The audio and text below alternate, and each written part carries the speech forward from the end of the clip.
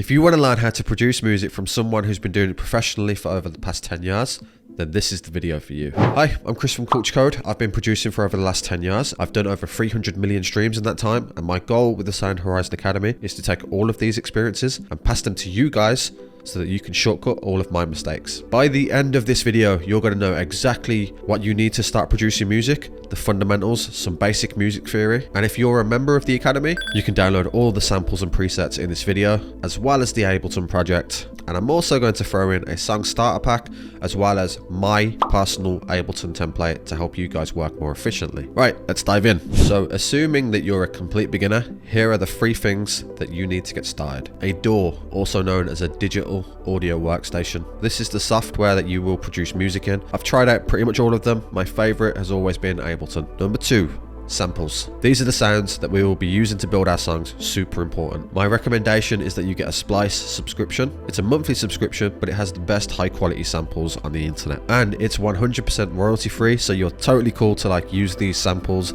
and then go release your music. Number 3 is synths. These are the plugins that we make sounds with, just like this.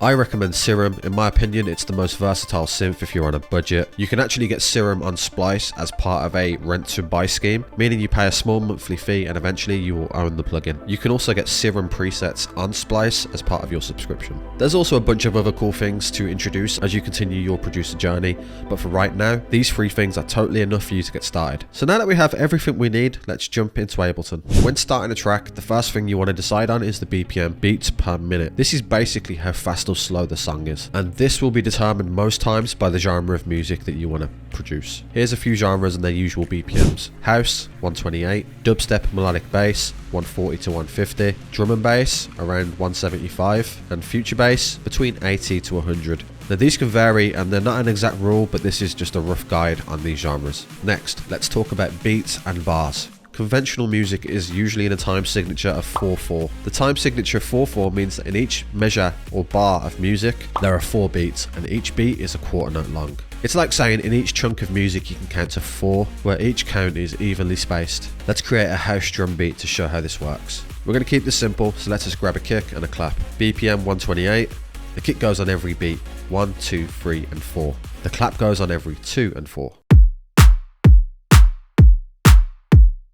Now let's do a dubstep beat. With dubstep, it's less about a clap and more about a punchy snare. BPM 150, kick on every first beat, snare on every third beat.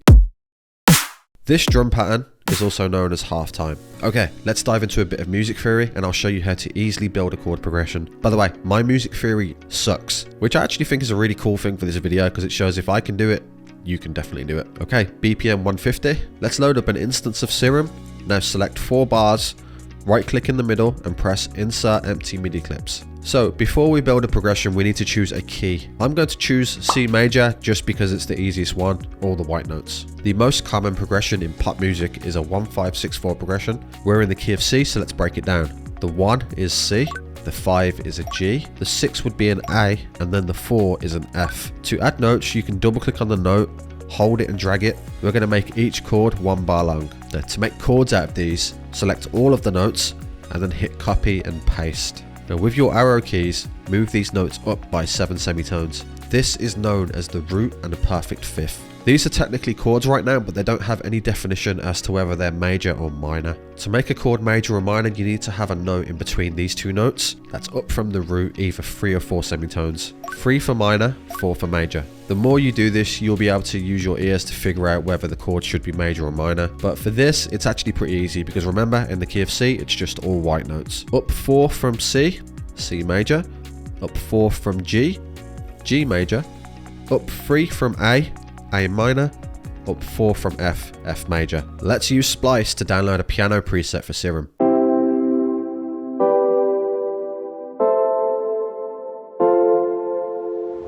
Boom. Next, let's talk about arrangement. Think of it as putting together a puzzle where each piece is a part of the song, like intro, verse, chorus, pre, bridge, other music terminology. Arranging a song is about deciding how many verses, how many choruses, and kind of in what order they go in. Using what we know about beats and bars now, we can take this and map out a basic structure of a song. Let's keep it simple for now. We can do 16 bars for verse 1 and then 16 bars for chorus and build. Okay, time to put all of this into action. I'm going to do something melodic bass. Let's set the tempo to 150. Let's gather some samples from Splice. I want to use some drums for the build-ups and verses, as well as some effects. We're going to keep this one really simple to follow along to, and in the next video I'm going to show you how to take this really simple idea and turn it into something way more professional. But for now, this is all about getting to grips with all of this. Let's go. Right, we're going to build a really easy progression here. We're going to do the C, down to a G, A, and F. Like I say, copy, paste 7 semitones. Sweet. Majors and minors, so let's add in a note 4 semitones up on this one. All the white notes for the key of C. 1, 2, 3, 4. This one's going to be 3 because 4 would be a black note. 1, 2, 3. 1, 2, 3, 4. Nice, except I find it way more emotional when you take these middle notes and move them up an octave. You can do that by highlighting them and then pressing Shift and the up arrow key.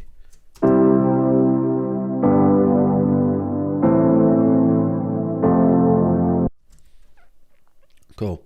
And in fact, for this particular song, I also find it way more emotional when the chords last a bit longer. So I'm going to double the length of each one. So what we can do is we can double the length of this and then press Command or Control and J. And then we can come in here, highlight all of these and then press this ×2. Is it ×2? Yeah. And then press this ×2, boom.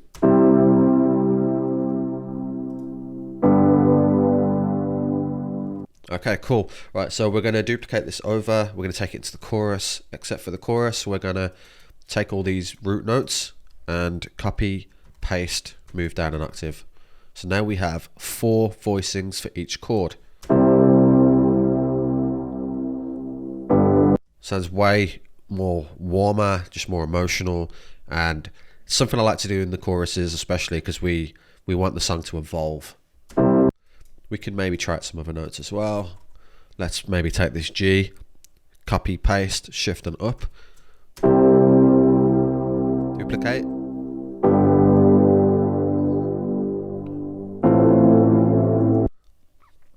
Oh, I like that.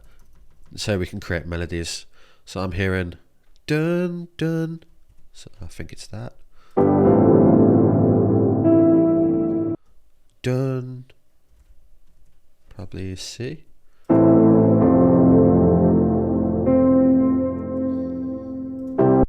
And then we'll take that over to the build up as well. And that could potentially be an idea for a drop melody, but we're not going to get to drops today. Right, now let's build some drums around all of this. Okay, so let's get rid of this for now, get rid of that for now.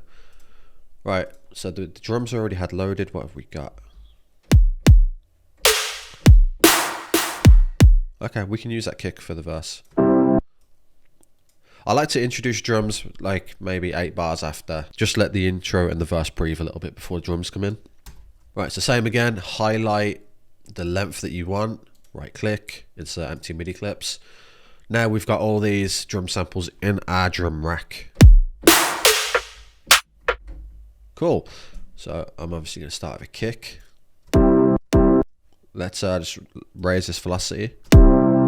Nice. Okay. I like to get my snare in there pretty quick so that I can figure out a rhythm for the kick, whereas the snare in this type of music usually stays in the same place. It's going to be on 1.3. It's going to be on every 0.3. So the snare I'm going to use is that guy. It's a lot softer. Again, let's raise these velocities. And what you can do is you can highlight from 1 to 2 and just keep pressing duplicate. Cool, now I can figure out where the kicks can go. So I'm going to copy that kick and I can just like paste it maybe there.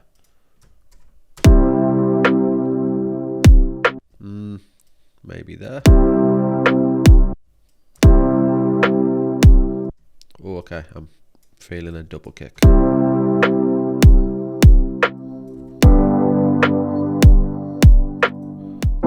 And we'll have another kick just before the loop restarts, like that. Except with this kick, I don't want the velocity to be full, but I want it to just be down a little bit.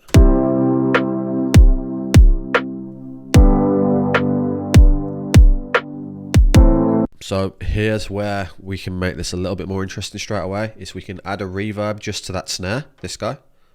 Now how you can do that is you press Command or Control and F. This will open this all results, and then we can just search for reverb. Drag the reverb directly onto the individual sound that you want it on. So this reverb is just on that snare, it's not on anything else. I want to give it about 40 to 50% dry wet. Dry wet is basically if it's 100% dry, if it's like 0, it's all the way dry, there's no reverb. If it's 100% wet, it's just reverb, there's no original like dry sound anymore. So I'm going to give this about half. I'm going to take off the high cut just to make it a bit brighter, and then I want to make it last longer, and the way we do that is with decay. That's too long. Let's go about 2.7 seconds. Cool. Let's hear that sounds on the track. Okay, so what we can do now as well is we can filter these drums a little bit too. So we can press Command and F and we can search for a filter. I'll go with auto filter, just drag it on top, but drag it after the whole drum rack so that it affects everything that comes before it. So this is going to affect every sample in the drum rack.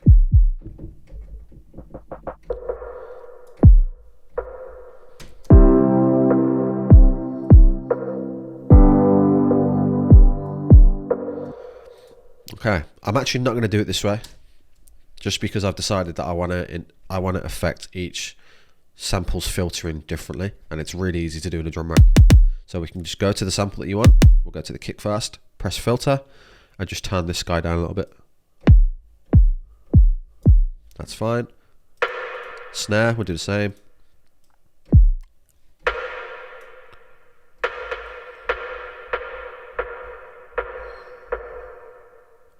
Maybe try about there.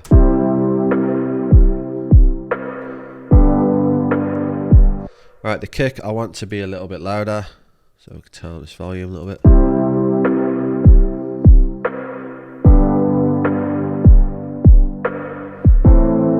I'm just going to turn everything down a little bit as well, because I didn't realise we needed clipping. What we can do as well is we can throw an EQ after everything, and I'm just going to lower this shelf right here. What that does is it removes some of the bass from the samples. Like if we cranked it, super bassy. Now the reason for this is I want the drums to get a bit more present from 13. So what we can do is we can do something called automation, where basically we could have something happen when we decide it happens. For instance, I want this EQ to turn off at bar 13. And the way you do that, there's a couple ways you can do this. I do it by pressing on the actual thing that I want to automate and then pressing A.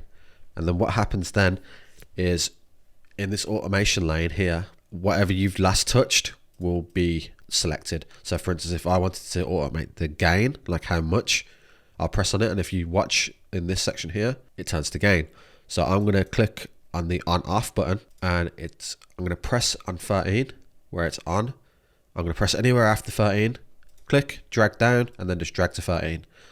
And if you watch the EQ here now,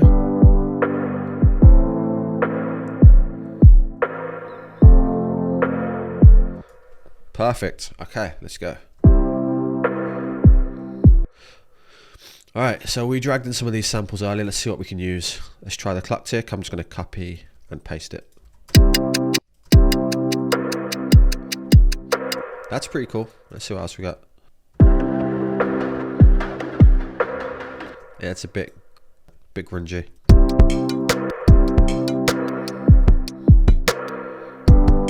That's pretty cool. That might work. Let's try this last one.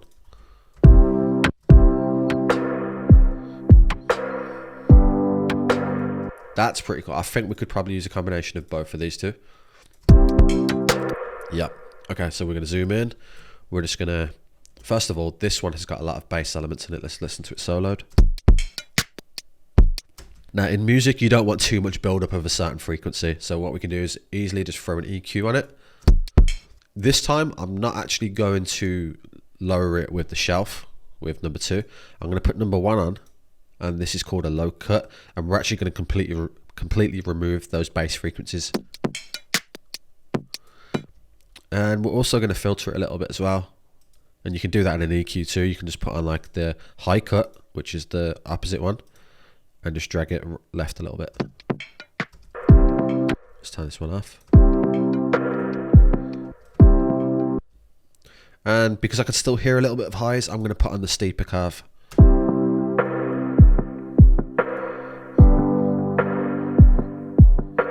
Nice, it just gives us a little bit of movement, a bit of like ear candy. And put on this one. I'm sensing some bass in this as well. Yeah. EQ again. Let's remove some of that. And again, remove some highs.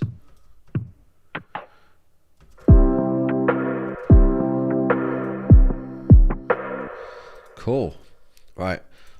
Now, because I want everything to amplify a little bit here, we're going to use this clock tick at this point.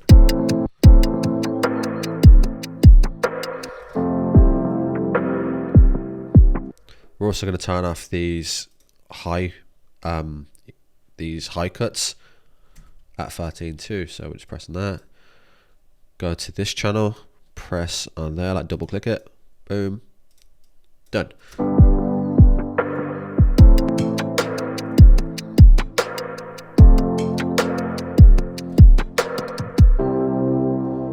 Nice. So what we have now is we've got a transition into the chorus, but it doesn't sound as smooth as it can be yet. And that's because we haven't used any effects to kind of lead that in. So let's see what we got. So I've got this Cashmere one, really cool sample. You can hear it doesn't quite line up though. So we can just take a listen to it in solo mode. And you want to listen for the point where you can hear that it transitions from like the pre sort of sweep into it. I'm looking for just the initial like transient or like that. It might just be about there. Yeah, you can hear it's not there. It's about there. So I'm going to cut the sample at that point. I'm going to press there and I'm going to press Command and E. Delete the first bit, drag this bit back to the left and open it back out. Let's unsolo it and let's have a listen. And just to tie in that whole section a little bit more, first of all, I'm going to open up these EQs at 13 as well. Not that much. Same with the snare. I'm just going to make sure it doesn't filter the whole time.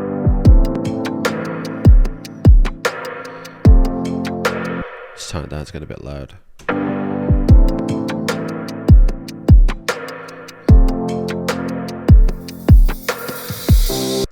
And I'm just going to actually copy this kick over and put it there just to really just finish off that transition.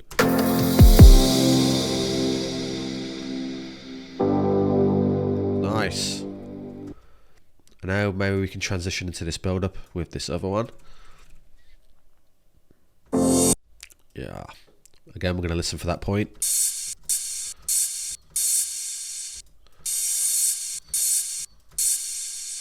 I think it's about there. This one's a bit of a weird one.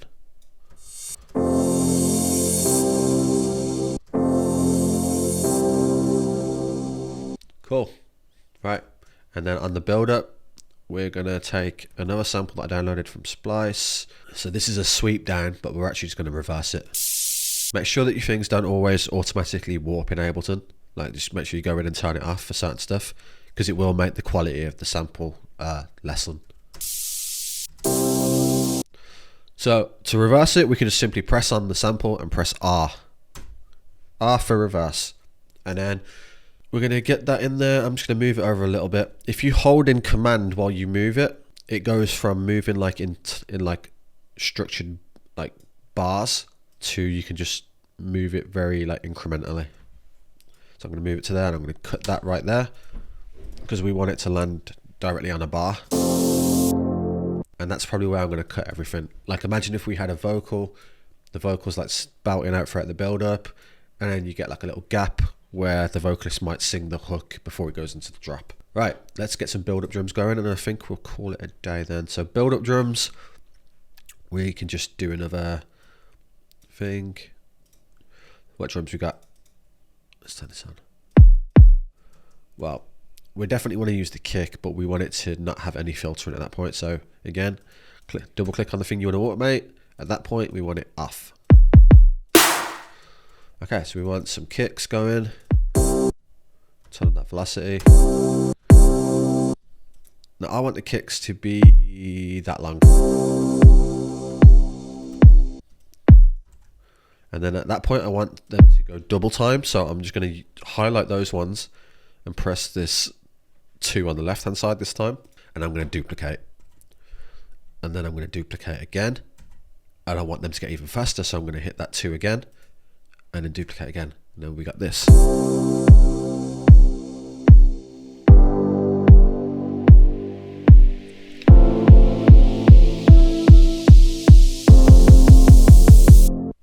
Sweet, let's add a snare in there. And we're going to make this snare actually go twice as fast as the kick.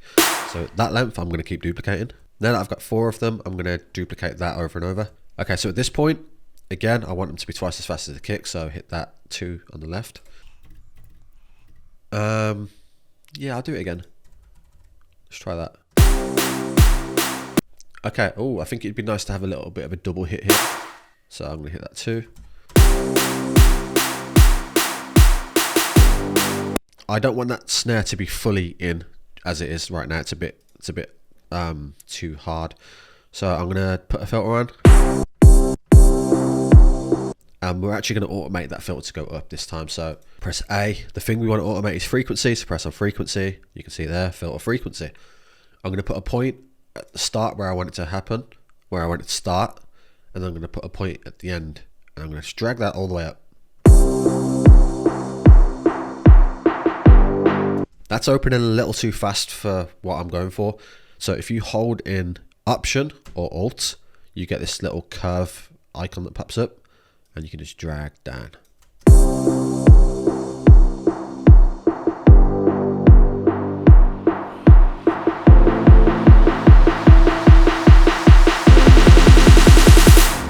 So there we go, an introduction into creating your first piece of music. I recommend that you practice this a few more times, get really comfortable with your DAW, and then start remaking your favorite songs. Trust me, this will teach you so much about music production. And if you want to learn more from me, then take a look at my social media pages for the Sound Horizon Academy, full of production tricks and tips. You want to take this a little bit more seriously, you can join the Academy as a member and watch full in-depth tutorials, download templates, sample packs, and also get all of the files and project from today's lesson. Peace.